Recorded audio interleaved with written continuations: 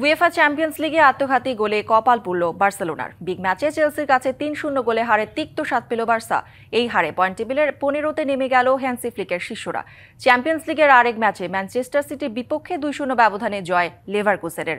City বস Pep গার্দিওলার শততম champions লিগের match রাঙাতে পারেনি সিটিজেনরা।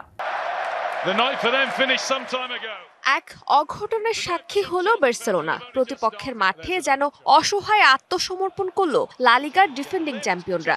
এদিন ম্যাচের চতুর্থ মিনিটেই এগিয়ে যেতে পারত চেলসি। কাছ থেকে বার্সেলোনার জালে বল পাঠান এনজো ফার্নান্দেস, তবে সেখান থেকে গোলের দেখা পায়নি তারা।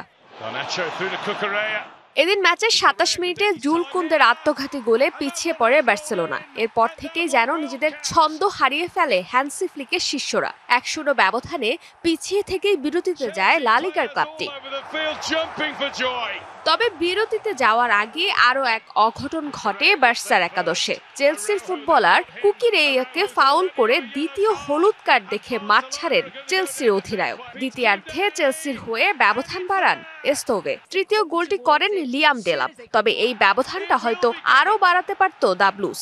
আরও ৩ বার সুযোগ পায় তারা, তবে স্বাগতিকরা গোল পায়নি অফসাইডের কারণে। ৫ ম্যাচে ৩ জয় ও ১ ড্রয়ে ১০ পয়েন্ট নিয়ে ৫-এ আছে চেলসি।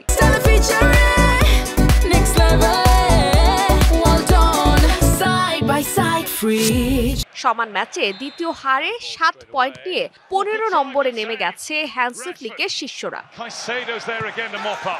এদিকে ইউসিএল এর আরেক ম্যাচে আশা দেখিয়েও শেষ পর্যন্ত জয় পায়নি ম্যানচেস্টার সিটি। চ্যাম্পিয়ন্স লিগের কোচ হিসেবে শততম ম্যাচের দায়িত্ব পালন করেছেন পেপ গার্দিওলা। অথচ গার্দিওলার দিনটা রাঙাতে পারল না ওমর মারমুশ ও প্যাট্রিক শিকরা। এদিন ম্যাচের শুরুতেই এগিয়ে যায় লেভারকুজেন। দ্বিতীয়ার্ধে ৩ পরিবর্তন এনেও ঘুরে দাঁড়াতে পারেনি ম্যানচেস্টার সিটি। ৫৪ মিনিটে প্যাট্রিক শিক ম্যান সিটির ডিফেন্ডারকে পেছনে ফেলে লেভারকুজেনের হয়ে ব্যবধান দ্বিগুণ করেন। চ্যাম্পিয়ন্স লিগে ৫ ম্যাচে ৩ জয়ে ১টি করে ড্র ও হারে ম্যানচেস্টার সিটির অবস্থান এখন পয়েন্ট টেবিলে ৬ নম্বরে, আর লেভারকুজেন অবস্থান করছে ১৩ নম্বরে। শীর্ষে আছে বায়ার্ন মিউনিখ, যারা এখনো পর্যন্ত কোনো ম্যাচ হারেনি। ফারজানা জাহান প্রিয়া, ডিবিসি নিউজ ডেস্ক।